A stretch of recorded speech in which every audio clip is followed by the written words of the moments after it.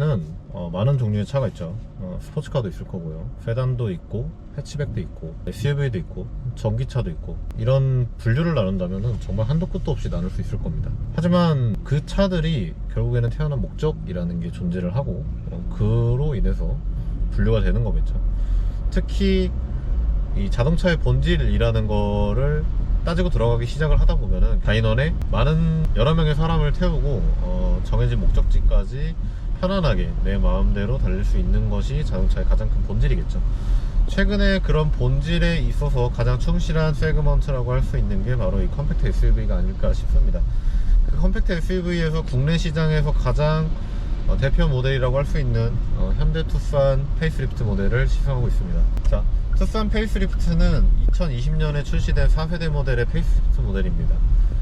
기존 투싼이 이제 아무래도 조금 이미지 자체가 대중적인 패밀리 SUV, 어딘가 모르게 좀 지루하고 좀 평범한 차라는 인식이 바뀌었던 것이 사실이죠. 하지만 이 4세대 투싼이 출시되면서 디자인만큼은 정말로 엄청난 혁신을 이뤄냈다라고 해도 과언이 아닐 정도입니다. 디자인이 정말로 파격적으로 바뀌었고, 그리고 이 디자인은 호불호를 떠나서 SUV를 디자인하는 방식에 대한 현대차의 자세를 새롭게 보여주는 또 다른 모먼트가 되었습니다. 그 점에 있어서 투싼의 디자인이 상당히 중요한 역할을 해왔다라고 저는 생각을 하고 있습니다. 물론 경쟁 모델이라고 할 수 있고 형제 모델이라 할 수 있는 스포티지가 조금 더 파격적인 디자인이라고 저는 개인적으로 생각을 합니다만, 아무래도 이 컴팩트 SUV를 디자인함에 있어서 디자인을 조금 다른 시각으로도 볼 수 있다라는 것을 보여준 게 이 투싼이 아닐까, 그렇게 생각이 들고요.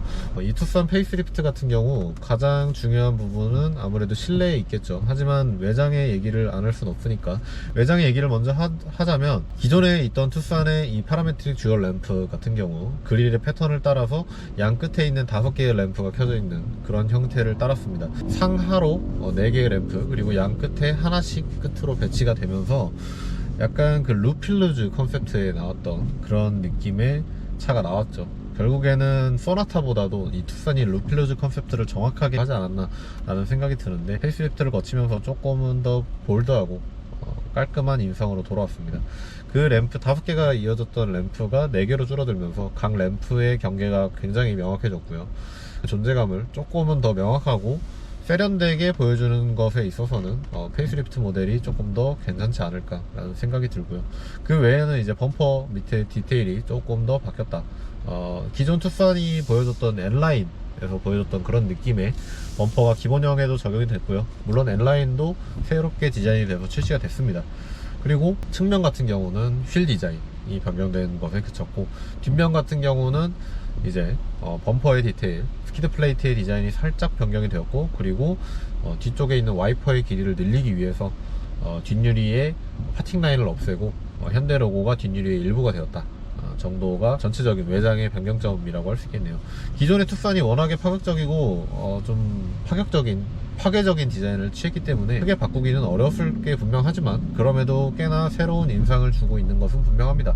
물론 투싼의 오너라든지 아니면 투싼에 관심이 있던 분들만 해당되는 얘기일 수도 있어요. 그 디자인에 체감을 하기에는 좀 변화가 미미한 것이 사실입니다. 최근에 페이스리프트들이, 특히 현대기아차의 페이스리프트들이 기존에 있던 모델을 거의 풀체인지라고 할 수 있을 정도로 과감한 변신을 했던 것에 비하면 투싼 같은 경우는 꽤나 전형적인 페이스리프트의 전형을 따랐다, 그렇게 볼 수 있겠습니다. 사실 이 투싼 페이스리프트의 가장 큰 핵심은 실내 디자인에 있습니다. 실내 같은 경우 굉장히 다른 차다라고 느껴질 정도로 엄청난 변화를 이끌어냈습니다. 최근에 출시되었던 현대차들에서 보였던 그런 디자인의 기조를 유지를 하고 있지만, 왜인지는 모르겠습니다만 이 투싼에는 이 디자인이 가장 잘 어울리는 것 같아요. 소나타는 그나마 괜찮았습니다만, 그랜저라든지 판타페에 있어서는 아무래도 라인업 중에서는 가장 비싼 모델들이잖아요. 근데 그런 모델의 무게감이 조금은 부족하지 않았나라는 생각이 지배적이었는데, 오히려 이 투싼 같은 컴팩트 SUV, 즉 대중차에 있어서는 이 정도 디자인이 상당히 잘 어울리는 모습입니다. 꽤나 세련되고 고급스러운 느낌이 느껴지고요. 특히 특히 가장 마음에 드는 부분은 이 디자인을 적용함에 있어서 새로운 컬러도 적용이 되었고, 특히 이쪽 부분에 패브릭 소재를 적용을 한 점이 상당히 마음에 듭니다. 특히 이런 터치 같은 경우는 지금까지 현대차가 추구해온 디자인과는 조금은 다른 느낌. 오히려 이런 느낌은 독일 브랜드들이 좀 자주 써먹었던, 잘 해왔던 그런 부분인데, 오히려 투싼에서도 그런 느낌을 느낄 수 있다 정도가 일단은 첫 인상입니다. 그리고 12.3인치, 12.3인치 디스플레이 두 개가 이어진 이런 파노라믹 디스플레이 패널 같은 경우는 다른 현대차에 적용됐던 것과 동일하지만 조금은 더 넉넉하고 넓은 느낌이 느껴지고요.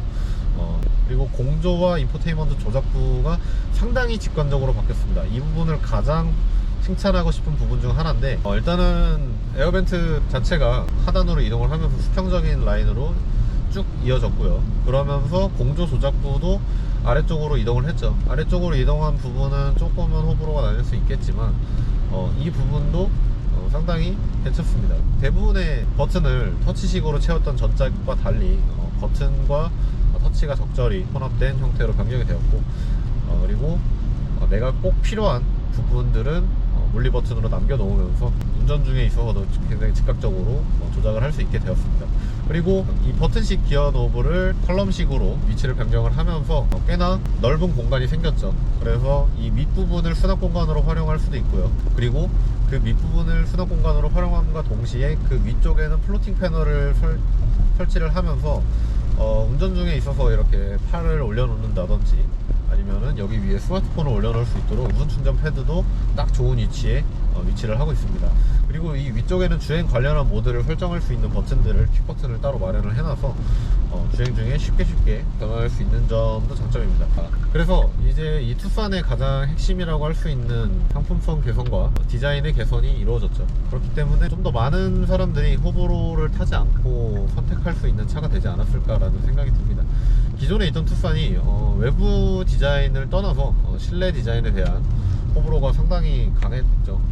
일단 조작성을 떠나서라도 다른 현대기아차 모델과는 좀 동떨어진 듯한 디자인이 아무래도 조금은 소비자들에게 있어서 설득력이 좀 부족하지 않았나라는 생각이 드는데, 최근에 출시됐던 현대차들과 디자인을 거의 궤를 같이 하면서 꽤나 괜찮은 디자인으로 변모를 했습니다.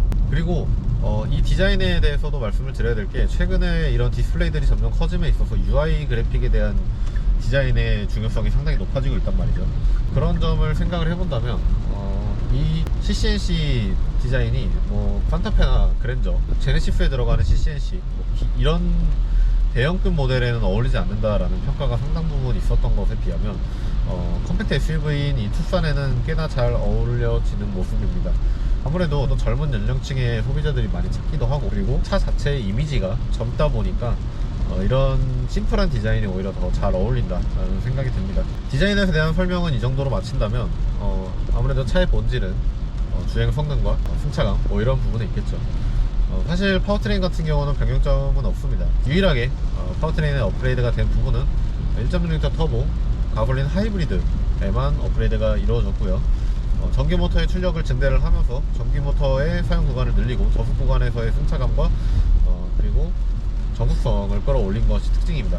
승차감과 핸들링 이런 부분, 사실 이런 컴팩트 SUV에서는 가장 중요한 부분은 아무래도 승차감이겠죠. 최근에 출시됐던 CR-V 하이브리드, 토요타 라브4, 그리고 폭스바겐 티구안 같은 차들과 비교를 해본다면 적당히 탄탄하고 적당히 컴포트한 성향을 지향을 하고 있습니다. 현대기아차들이 상당히 MDPS에 대한 튜닝이 많이 이루어졌기 때문에 예전에 비해서도 직결감이 좋아졌고요. 핸들의 조향 비도 거의 1대1에 맞아 떨어지지 않나 라는 생각이 듭니다. 물론 이제 혼다나 폭스바겐 같은 차에 비해서는 분명히 조금씩은 부족한 부분이 있지만 어느 정도 이제 많이 끌어올라왔고, 그리고 가격적인 메리트가 분명히 있기 때문에 이 정도는 충분히 넘어갈 수 있지 않을까. 가격 얘기가 나와서 말인데, 사실 이 차가 지금 가격이 약 150만원에서 200만원 정도 올랐습니다. 그렇게 본다면 사실 또 별거 안 바꾸고 가격 올리지 않았냐라는 말씀들을 하실 수도 있어요. 하지만 분명히 업그레이드 된 분들, 4천만원이 안 넘는데도 지능형 헤드램프가 적용됐다는 점은 상당히 놀랄만한 일입니다.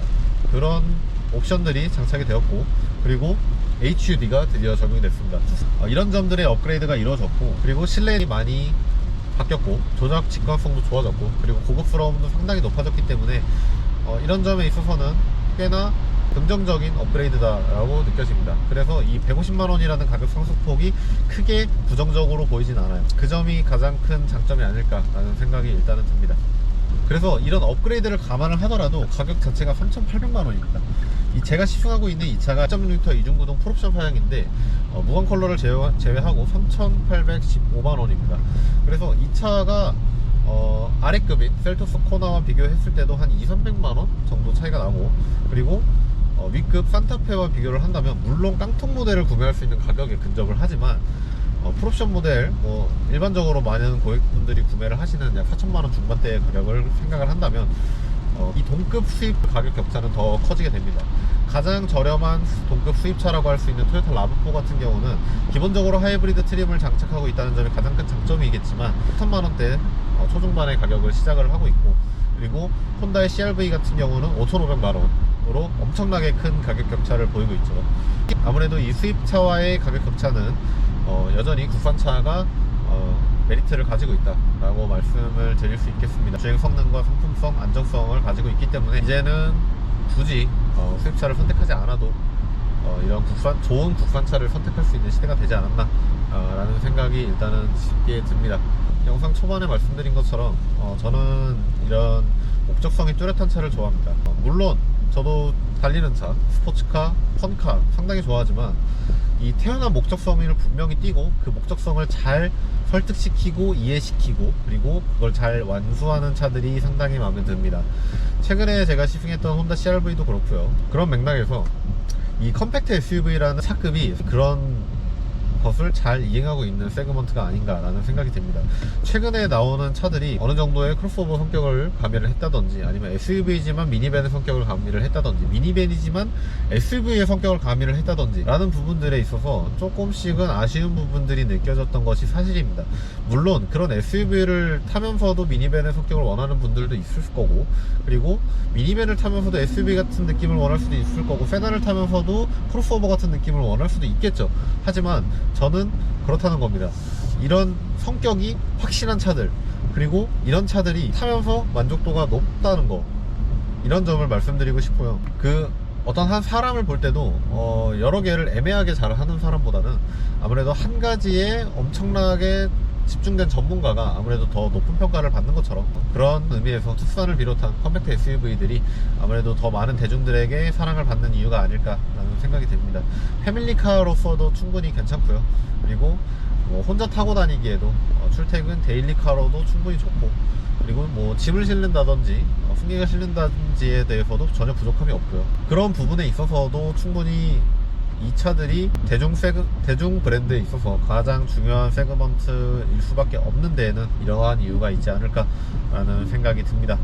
자, 지금까지 시청해주셔서 감사하고요. 지금까지 투싼 리뷰 마치도록 하겠습니다.